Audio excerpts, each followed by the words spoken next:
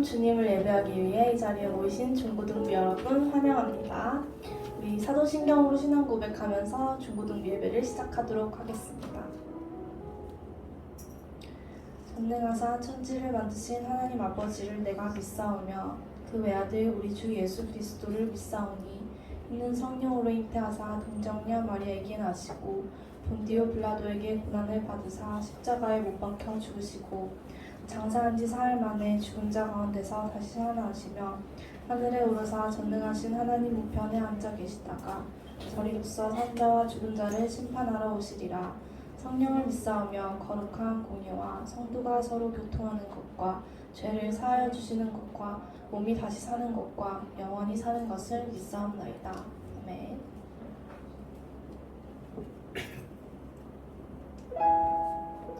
우리 주님께 온 마음 다하여 찬양하길 원합니다.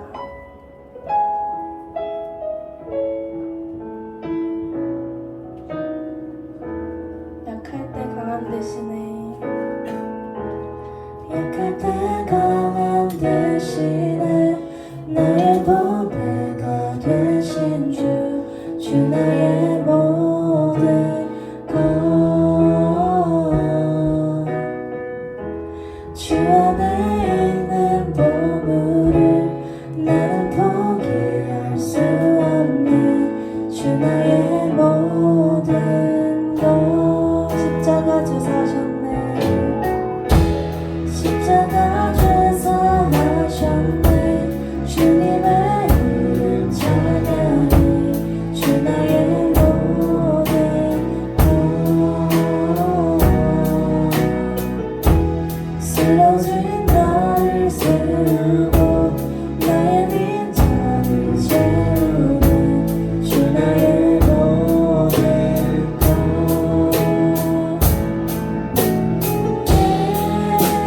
예수 어린 양 존귀한 이름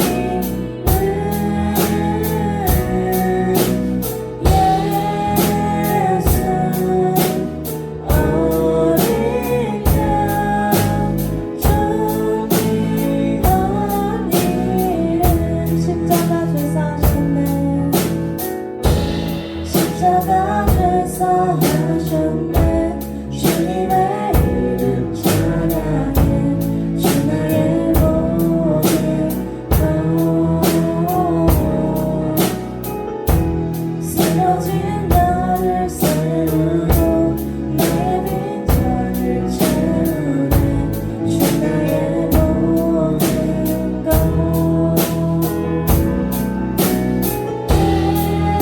예수 어린 양 존귀한 이름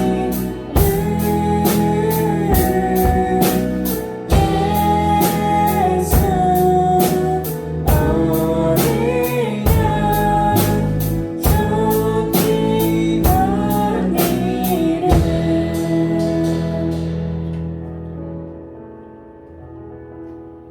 우리 자리에 일어나서 다 같이 신나는 마음으로 박수치며 찬양하길 원합니다.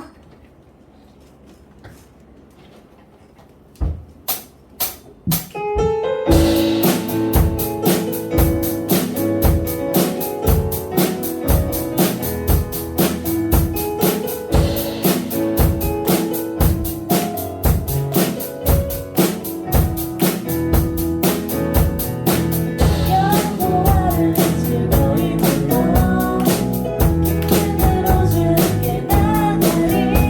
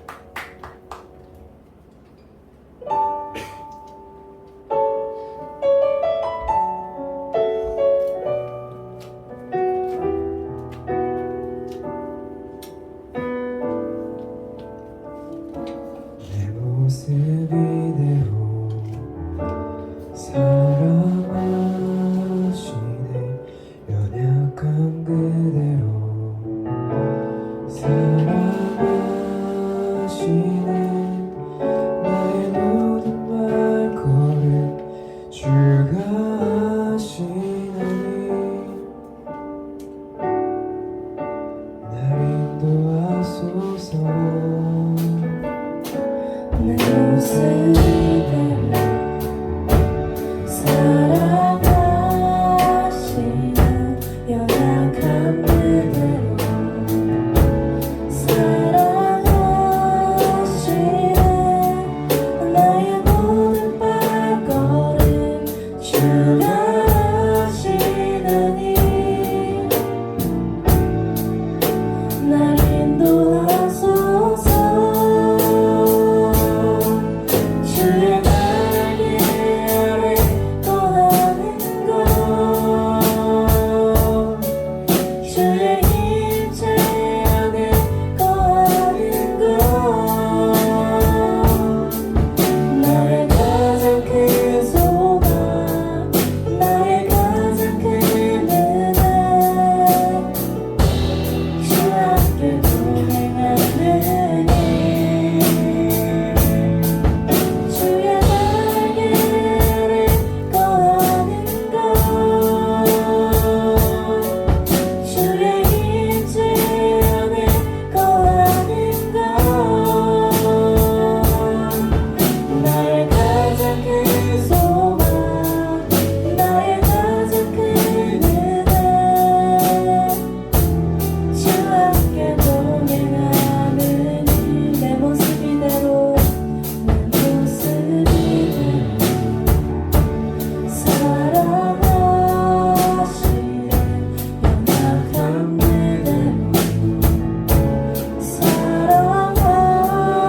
사랑하시는 나의 모든 발걸음 주가 하시나니 날 인도하소서 내 모습 이대로 사랑하시는 연약한 그대로 사랑하시는 나의 모든 발걸음 주가 하시나니 날 인도하소서 주의 날개 아래 거하는 것 주의 임재 안에 거하는 것 나의 가장 큰 소망 나의 가장 큰 은혜 주 함께 동행하느니 주의 날개 아래 거하는 것 주의 임재 안에 거하는 것 나의 가장 큰 소망 나의 가장 큰 은혜 주 함께 동행하는 나의 가장 큰 소망 나의 가장 큰 은혜 주 함께 동행하느니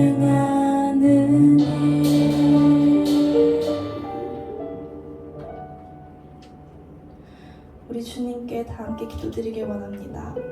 주님, 연약한 저희를 사랑하여 주시고 여기까지 인도하여 주시면 감사드립니다. 오늘 전도사님께서 전해주신 말씀으로 저희가 한 주간을 살아가게 도와주세요.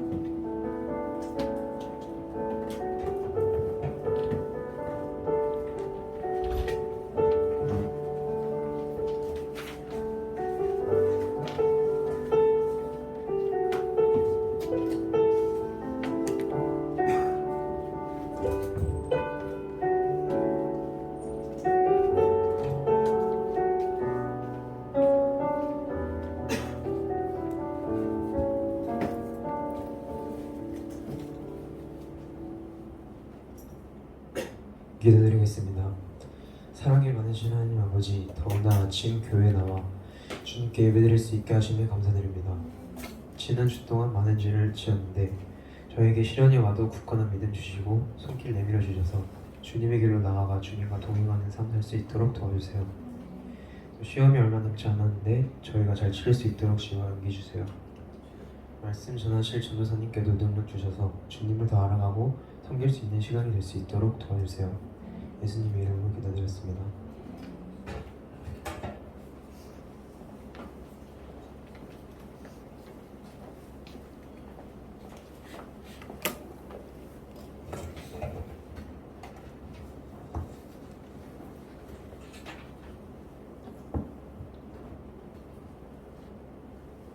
오늘 함께 나눌 하나님 말씀은 빌립보서 4장 4절에서 7절까지 말씀입니다. 빌립보서 4장 4절에서 7절까지 말씀 적으니까 우리 다 같이 한 번에 읽도록 하겠습니다. 주 안에서 항상 기뻐하라. 내가 다시 말하노니 기뻐하라. 너희 관용을 모든 사람에게 알게 하라. 주께서 가까우시니라. 아무것도 염려하지 말고 다만 모든 일에 기도와 간구로 너희 구할 것을 감사함으로 하나님께 아뢰라. 그리하면 모든 지각에 뛰어난 하나님의 평강이 그리스도 예수 안에서 너희 마음과 생각을 지키시리라. 아멘. 네, 최근에 공과책을 한번 살펴본 적이 있었어요. 저희가 공과책을 좀 늦게 사서 시작을 했었고 또 막 그렇게 많이 하진 않았잖아요. 한 10번 남짓 했었나?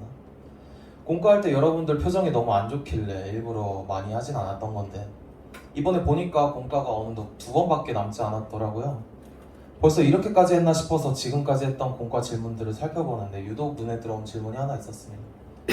한 2번에 한 번꼴로 나왔었는데요. 힘듦에 관한 문제였습니다.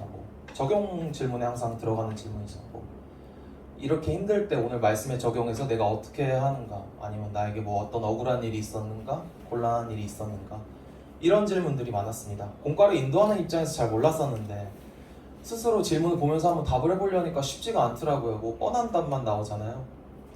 예수님의 사랑으로 품어야겠다, 주님이 주신 마음으로 살아야겠다, 하나님께 구해야겠다, 뭐 이런 뻔한 답들만 나왔습니다.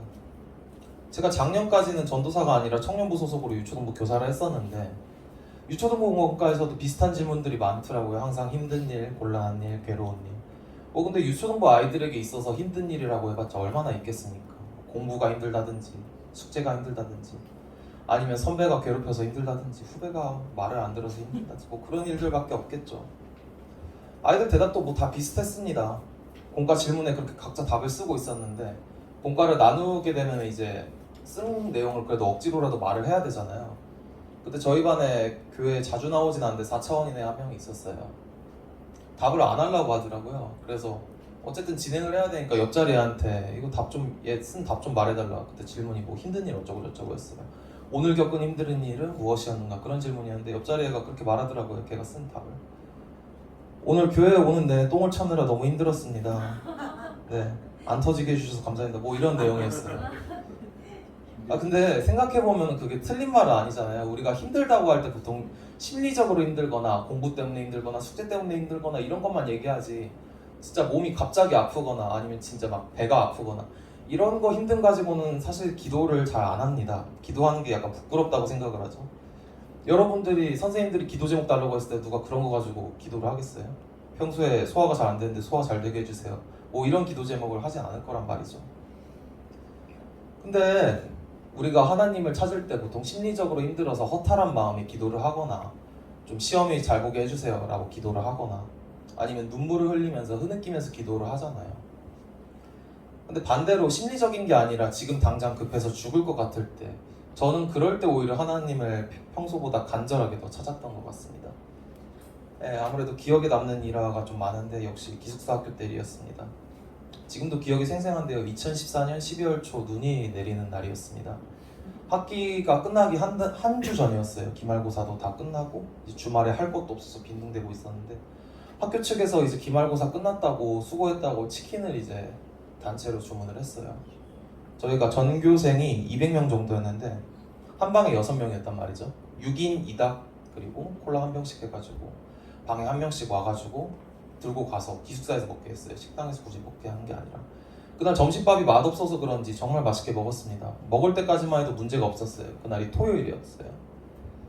그날 새벽에 잠에서 깼습니다. 잠에서 깼으면 보통 밤늦게 먹었으니까 더부룩해서 속이 더부룩해서 일어나거나 그런 게 보통 경우란 말이죠. 근데 평소랑 다르게 속이 좀 울렁거리더라고요. 근데 사실 알잖아요. 진짜 아파서 진짜 아파 죽을 것 같아서 깨는 게 아닌 이상 그냥 깼는데 뭔가 애매하게 아프고 근데 또 졸리니까 아 이걸 그냥 다시 누워야 될지 말아야 될지 화장실에 가야 될 거는 같은데 뭔가 귀찮고 졸려서 안 가고 싶고 그렇게 고민을 하면서 제가 2층 침대였거든요. 애를 만지면서 그렇게 졸다가 막 고민하다가 그러고 있었어요. 근데 아래서 소리가 들리는 겁니다. 누가 기어 나왔어요. 방이에요. 1층 침대에서 누가 기어 나오고 문을 이렇게 딸깍하는데 갑자기 우익 소리가 들리는 거예요. 그 소리에 이제 저만 깬 줄 알았는데 다른 형들 선배들도 깼더라고요. 불을 켰어요. 딱 보니까 손잡이를 잡은 채로 배를 이렇게 감싸주고 있었고 중3 선배였거든요. 토가 이렇게 아래 바닥에 쏠려 있는 거예요. 근데 저도 아프고 그 형도 아프단 말이죠. 그래서 저도 마침 불 켰으니까 잘 됐다 하고 이제 화장실로 달려갔어요. 근데 화장실에 칸이 꽉 차 있더라고요. 그래서 1층 화장실로 달려갔는데 그때가 밤이었어요. 새벽 1시. 근데 봤는데 복도에 사람들이 많더라고요. 새벽이면 불을 안 켜요 보통 복도에. 그러면 저기 뒤에 보시는 저 탈출구 저 표시 있죠. 저거 빛만 비친단 말이에요 복도에. 근데 저거 복도에 흐릿하게 비치면서 막 복도에 벽에 기대서 이러고 있는 사람이 있고 매트리스 깔고 나와서 누워 있는 사람이 있고 좀비 때처럼 있는 거예요. 진짜 30명인가 복도에 그렇게 있더라고요. 그래서 이게 뭔 일인가 싶었는데 그때 상황이 그랬죠. 뭐 화장실이 꽉 차 있었던 이유는 다들 설사를 하거나 토를 하고 갔고 이렇게 계속 복도에서 기다리는 이유는 화장실 빈칸 나오면 바로 달려가려고 뛰쳐가려고 대기를 하고 있는 거고 그리고 토를 계속 하는데 한 번 한다고 끝나질 않으니까 지쳐가지고 복도에 쓰러져 있는 거고 이렇게 알고 보니까 노로바이러스에 걸린 거였더라고요. 그게 검색해보니까 증상이 대충 이랬습니다. 감염 후 24시간에서 48시간의 잠복기를 거치고 구토, 메스꺼움, 복통, 근육통, 두통, 발열, 오한 등의 증세를 유발한다 라고 돼 있더라고요. 진짜 이 아까 말한 증세들이 진짜 전부 다 왔던 것 같습니다. 무슨 장염 하나에 배가 이렇게 아픈가 싶을 정도로 진짜 죽을 것 같았어요. 그날 남자 기숙사만 뒤집어진 줄 알았는데 여자 기숙사도 뒤집어졌더라고요. 뭐 여자 기숙사도 말 안 해도 알겠죠. 뭐 화장실 뭐 토로 가득 차 있고 남자 기숙사처럼. 그때 이제 주일날이었어요. 아침날 보통 예배를 드려야 되잖아요. 근데 예배도 못 드리고 그날 당직 선생님이 학교 스타벅스 끌고 와가지고 아이들 막 병원으로 데려다 왔다 갔다 하고 그랬어요. 그때 전교생이 200명이었는데 그때 80명이 병원에 갔습니다. 3분의 1이 왔다 갔어요. 검사를 했는데 노로바이러스는 약으로 처방해서 되는 게 아니라고 하더라고요. 그냥 자연적으로 나아야 된대요. 좀 더 어이가 없었던 것은 이제 보통 처음에 학교에 들어가는데 병원을 갈 거면 선배들이 대전을 가라는 거예요. 그때 거의 금산이었거든요. 시골이라고. 왜 대전을 가야 되냐고 물으니까 금산에 읍내에 있는 의사들은 돌파리밖에 없대요. 근데 제가 그때 노로바이러스 때문에 아파가지고 처음으로 병원을 갔단 말이죠. 병원에 갔는데 의사 선생님이 갑자기 제 무릎을 이렇게 팍 치는 거예요. 왜 치는지 몰라가지고 근데 배 아파서 힘도 없으니까 그냥 쳐다보니까 인사를 안 하고 들어왔대요. 인사하고 다시 들어오래요. 그래서 나가가지고 다시 인사하고 들어갔어요. 인사하고 들어왔더니까 약도 처방 안 해주고 그냥 링거만 꽂고 나오게 했어요. 그래서 그때가 학기 말 1주 남았다고 했잖아요. 1주 동안 뭐 죽만 먹으면서 보내다가 그렇게 방학을 맞이했던 기억이 있습니다. 관계가 힘들거나 신앙의 권태기를 느끼거나 심리적으로 무너졌을 때도 하나님을 간절히 찾긴 했죠. 근데 제 기억상에 그때 그 노로바이러스 걸렸었던 새벽 때 정말 어떤 순간보다도 간절히 하나님을 찾았던 것 같습니다. 살면서 겪어본 적이 없었던 고통이라 그런지 하나님께 진짜 죽을 것 같다고 제발 좀 살려달라고 화장실 좀 한 칸만 비게 해달라고 별거 같지도 않은 이유들로 기도를 했었던 것 같아요. 솔직히 코로나 걸렸을 때랑 비교해도 코로나 걸렸을 때보다 한 2배는 더 아팠었던 것 같습니다. 여러분들도 비슷한 경험이 뭐 있으실 거라 생각을 합니다. 심리적으로 아플 때도 하나님을 찾았지만 심리적인 아픔 못지않게 육체적인 아픔 가운데서도 하나님을 좀 더 간절히 찾았겠죠. 배가 아프거나 머리가 아프거나 아니면 몸이 아프거나 뭐 이런 이유들로요. 오늘 함께 나누고자 하는 말씀 역시도 이런 아픔과 고통 가운데 어떻게 해야 되는지 말을 하고 있습니다. 지금까지 한 얘기는 어디까지나 서론으로 한 얘기지 오늘 말씀의 주제가 배 아플 때 하나님을 찾으면 낫는다고 이런 거는 아닙니다. 말씀의 이야기를 한번 살펴보도록 하겠습니다. 뭐 계속해서 사도 바울 얘기를 하고 있는데 사도 바울은 뭐 여느 때와 같죠. 항상 아프고 항상 뭐 어디 돌에 맞고 매를 맞고 이때는 빌립보서 그러니까 빌립보 교회 편지를 쓸 당시 로마 황제로부터 재판을 기다리느라 가택에 연금된 상태였습니다. 가택에 연금된 이유는, 그리고 재판을 기다리는 이유는 역시 복음을 전하다가 붙잡혔기 때문이겠죠. 바울의 몸 상태는 말이 아니었습니다. 오랜 기간 동안 복음을 전하러 이곳저곳 다니느라 몸도 성하지 않았고, 그 가운데 돌도 맞았고 매도 맞았고 감옥에 갇히는 등 온갖 육체의 고통을 겪으면서 몸이 매우 약해진 상태였습니다. 저번에 한번 이때 당시에 평균 수명에 대해 얘기를 드린 적이 있을 거예요. 한 50살 정도라고 했는데 바울이 50살 근처였습니다. 평균 수명이 60살. 그럼 지금으로 대입하자면 90살 나이대 노인이 복음을 전하러 다닌다는 뭐 그런 것이겠죠. 그러니까 나이부터가 언제 돌아가셔도 이상하지 않을 그런 나이대에 이렇게 복음을 전하러 다녔다는 겁니다. 바울은. 그런 나이에도 불구하고 노년의 나이에 계속해서 복음을 전하다가 붙잡힌 것이고요. 빌립보 교회 역시 마찬가지였습니다. 빌립보 교회 사람들은 보통 교회가 세워지면은 믿지 않는 곳에 세워지잖아요. 믿지 않는 곳에 세워지면 케이스가 보통 둘로 나뉩니다. 첫 번째는 복음을 받아들이거나, 두 번째는 복음을 받아들이지 않거나. 복음을 받아들이지 않는 케이스는 또 두 가지로 나뉘는데, 그냥 아예 무시를 하거나 사람들이, 아니면 자기가 믿는 신들이랑 이게 기독교의 그거랑 적극적으로 반대되니까 아예 적극적으로 박해하고 방해를 하거나, 이렇게 둘 중 하나인데 빌립보 도시의 사람들은 후자였습니다. 복음을 받아들이지 않았지만 빌립보 교회를 적극적으로 방해하고 박해했던 것이죠. 이런 외부의 위협 가운데 내부적으로도 갈등이 생겨서 교회는 분열의 위기 가운데 놓여 있었습니다. 그럼 빌립보 교회를 위해 바울이 편지를 쓴 것이죠. 다 같이 본문 4절을 한번 읽어보도록 하겠습니다.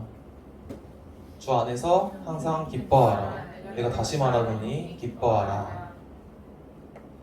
말씀에서 바울은 하나님께서 항상 기뻐하라고 그렇게 말한다고 말하고 있습니다.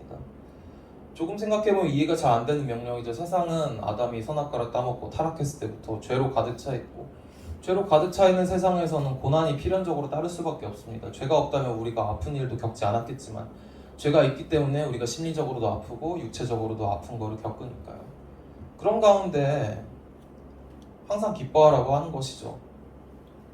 고난은 삶에서 절대 뗄 수 없는 존재인데, 고난이 있다는 것은 결국 삶이 항상 기쁨으로 가득 찰 수는 없다는 것과 같은 말이죠. 누군가 항상 기쁨으로 가득 찬 삶을 살고 있다고 한다면 그 사람은 아주 신실한 사람이거나, 아니면 거짓말쟁이거나, 아니면 아주 이상한 사람이겠죠. 그러나 만약 삶 속에 힘든 일 없이 기쁜 일로만 가득 찬다면 하나님께서 기뻐하라고 굳이 명령하실 이유는 없습니다. 그냥 가만히 있는 상태만으로도 기뻐하는 상태가 되니까요. 그러니까 애초에 이 기뻐하라는 명령 속에는 사람이 절대 항상 기뻐하며 살 수는 없다, 그러기 때문에 너는 항상 기뻐해야 된다, 이런 논리가 전제로 담겨져 있는 겁니다. 한마디로 말하자면 하나님께서는 우리가 결코 기뻐할 수 없는 일에도 억지로라도 기뻐해야 한다고 그렇게 말을 하고 계신 것이죠. 억지로 기뻐하라고 하는 거는 가식적으로 기뻐하라는 것이 아닙니다. 진짜 기뻐할 수 없을 것 같은 상황에서도 내가 진심으로 기뻐해야 한다는 것이죠. 무슨 말이냐면 지금 겪는 아픔이 내 책임이 아니라고 해서 그냥 불평만 하고 괴로워하고 그냥 그대로 괴로움을 버틸 것인지, 아니면은 그런 고통도 이겨내고 기쁨으로 변화시키고 그런 마음이 있는지 하나님께서 선택지를 주신 것입니다. 그러나 우리는 고통을 기쁨으로 변화시키는 것은 고사하고 고통 그 자체를 겪고 이겨내는 것만으로도 버거워하죠. 이는 고통 자체가 주는 아픔일 수도 있습니다. 고통 자체가 주는 스트레스 때문일 수도 있지만은 정확히는 고통이 언제 끝날지 모르기 때문입니다. 우리가 미래에 일어날 일을 알 수 없기 때문에 당연한 일인 것이죠. 우리가 지금 공부를 한다고 해도, 아무리 열심히 한다고 해도 원하는 대학에 갈지 확신이 안 섭니다. 노력을 아주 열심히 한다고 해서 친구 관계가, 원하는 친구 관계가 생기거나, 아니면 좀 소원해졌던 관계가 다시 되돌아오거나, 그런 일도 확신할 수가 없어요. 미래가 불안해서 기도를 하지만 그렇다고 해서 불확실한 미래가 확실한 미래로 변하지도 않죠. 아까도 말씀드린 것처럼 노로바이러스 걸렸을 때 배가 아팠다고, 배가 아파서 미친 듯이 기도했다고 했잖아요. 제발 빨리 낫게 해달라고 정말 싹싹 빌었습니다. 태어나서 그만큼 간절했던 적이 없었어요. 그런데도 빨리 안 낫더라고요. 새벽 3시부터 아팠었는데 야속하게도 해 뜰 때까지 하나님께서 아픔을 허락하시더라고요. 계속해서 좀비처럼 이제 화장실을 왔다 갔다 했겠죠. 뭐 어쨌든 우리가 고통을 이겨낼 수 없는 이유는 이 고통이 언제 끝날지 모르기 때문에 그런 불안함에 불안함이 가장 큰 이유를 차지한다는 것입니다. 때문에 이 구절에서 가장 중요한 것은 맨 앞에 붙어있는 주 안에서라는 표현이죠.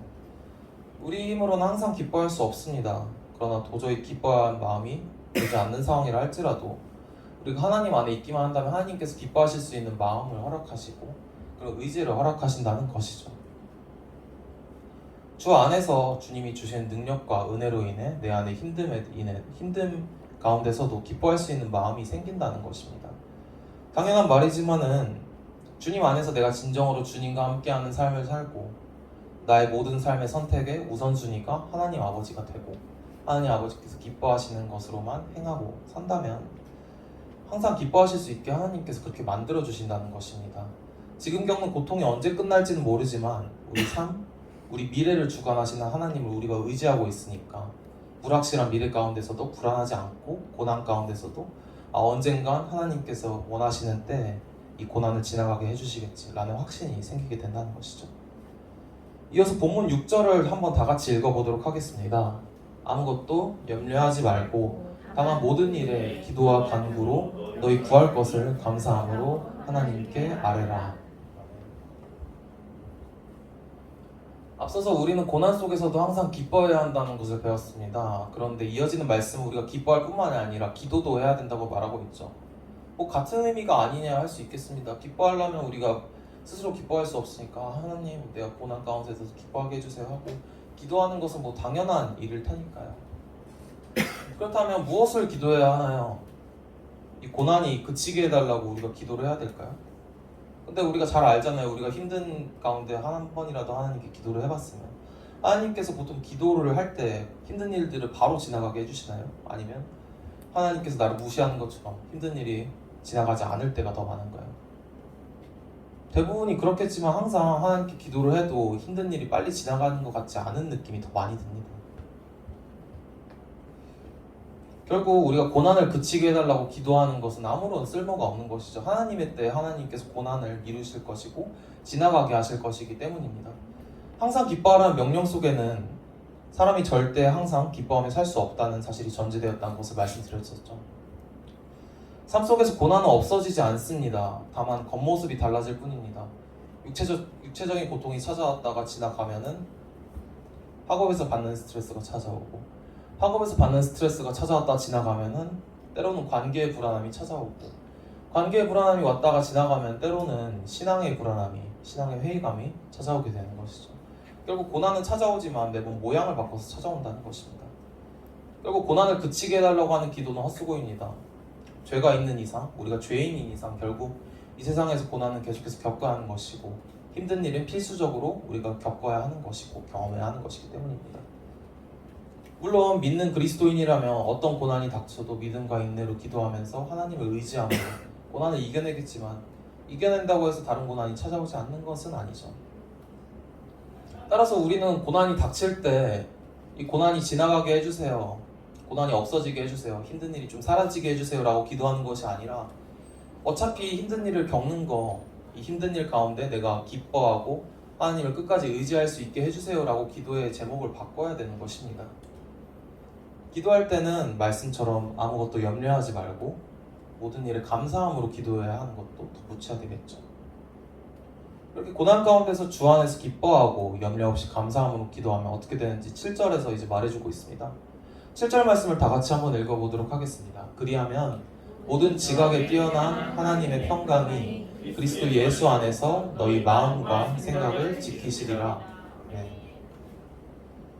말씀에서는 고난 가운데 우리가 기뻐하고 기도하고 하나님을 얼만큼 기쁘시게 한다고 해서 고난이 빨리 지나가게 해준다는 그런 말씀은 없습니다. 다만 말씀은 그저 하나님께서 주시는 평안이 주 안에서 우리의 마음과 생각을 지키실 것이라고 그렇게 말을 하고 있습니다.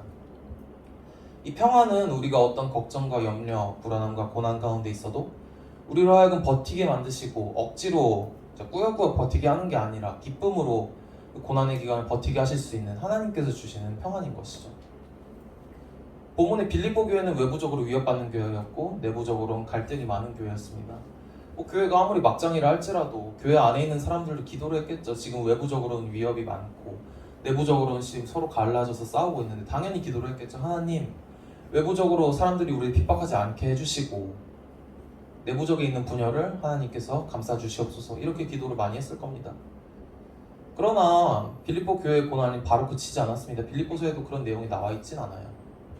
우리도 마찬가지죠. 우리가 어려울 때 기도를 한다고 해서 어려움이 바로 사라지지도 않고 걱정을 털어놓는다 해서 걱정이 해결되지도 않고 그래서 하나님이 때로는 어디 계신가 하고 생각이 들 때도 있어요. 그러면 우리는 금세 불안해집니다.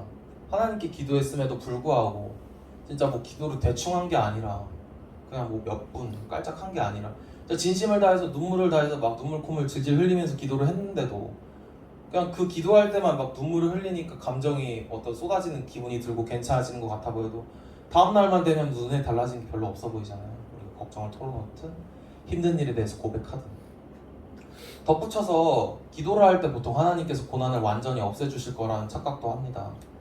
그러나 거듭 말씀드렸듯 힘든 일은 우리 삶 가운데 결코 사라지지 않습니다. 그렇다면 전능하신 하나님께서 굳이 왜 우리에게 우리를 누구보다 사랑한다면서 왜 힘든 일을 계속해서 주시는 것일까요?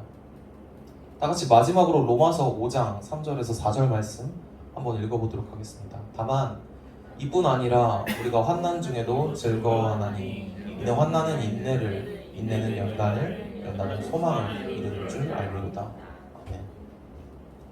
고난은 결국 믿음을 성장시키기 때문입니다. 믿음이 성장해야 하는 이유는 우리가 죄 가운데 살아가기 때문이죠. 우리가 죄악된 세상 가운데서 온갖 유혹과 온갖 죄, 온갖 시험 가운데 넘어지지 않고 하나님을 떠나지 않으려면 결국 이런 연단의 시간이 필요하기 때문입니다. 하나님께서 우리를 괴롭게 하시면서 우리가 괴로워하는 것 그 자체를 즐기시는 분이 아님을 우리는 잘 알고 있죠.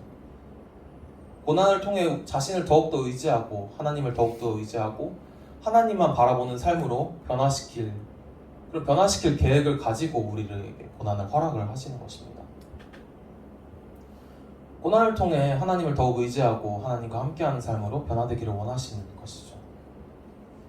믿음이 성장해서 결국 힘든 일 가운데서도 내가 불평하고 불만을 하기보다 먼저 하나님께 찾아가고 먼저 하나님께 기도를 한 번 더 드리고 그 고난을 결국에는 기쁨으로 변화시킬 수 있도록 기도해야 하는 것이죠. 우리가 그렇게만 한다면 앞서 말씀드린 것처럼 하나님께서 평안을 주신다고 하십니다. 그 평안은 우리의 마음과 생각을 지켜 유혹 가운데 흔들리지 않게 하실 것이고 힘든 일 가운데 우리가 감정적으로 대처하지 않고 좀 더 하나님의 시선에 맞게 하나님의 마음에 맞게 행동하게 하실 것입니다. 그리고 죄 많은 세상 가운데 오로지 하나님만을 바라보면서 세상의 것들로 기뻐하는 것이 아니라 우리가 하나님의 것들로 기뻐할 수 있게 그렇게 만드시는 것이죠. 말씀을 맺겠습니다. 삶의 수많은 수없이 다양한 힘든 일들을 겪을 때 오늘 나눈 말씀을 기억하셨으면 좋겠습니다. 걱정하지 말고 좌절하지 말고 염려하지 말고 일단 주님께 먼저 한번 구해보는 것이 어떨까요? 구할 때 힘든 일이 사라지게 해주세요, 지나가게 해주세요 라고 구하는 것이 아니라 힘든 일을 주신 의미를 찾고 결국 하나님께서 힘든 일을 주신 이유가 궁극적으로는 우리가 이 험한 세상 가운데서 살아갈 수 있게 믿음을 성장시키시는 일이라는 것을 믿고 이 고난 가운데 힘든 일 가운데 하나님 안에서 기뻐할 수 있게 해달라고 우리가 구할 수 있는 그런 우리 모두가 되기를 원합니다. 주님을 의지하는 삶 가운데 찾아오는 고난을 이겨낼 수 있기를 그 고난을 통해 우리의 믿음이 성장하고 더욱더 단단해져가는 진감교회 모든 친구들이 되기를 간절히 원합니다. 이 시간 다 같이 기도드리겠습니다. 하나님 아버지 감사합니다. 힘든 일, 어려운 일, 눈앞에 보이는 힘든 일이든 눈에 보이지 않는 힘든 일이든 각자 개인적으로 가지고 있는 힘든 일들이 있습니다. 어려운 일들이 있고 잘 풀리지 않는 고민들, 곤란한 일들이 있습니다. 하나님, 우리를 누구보다 잘 아십니다. 우리를 우리보다도 잘 아십니다. 하나님 아버지 도와주시옵소서. 우리 마음 가운데 어려움, 불편함, 힘든 일이 있다면 그 힘든 일을 아시고 우리를 위로하여 주시옵소서. 그리고 우리가 하나님께 구할 때 이 힘든 일이 지나가게 해달라고 없어지게 해달라고 구하는 것이 아니라 우리가 이 힘든 일 가운데 기뻐하고 감사함으로 기도할 수 있게 해달라고 결국 이 힘든 일이 우리 믿음을 성장시키는 일을 믿게 해달라고 기도하고 바라보길 원합니다. 도와주시옵소서. 감사드리며 예수님 이름으로 기도드립니다.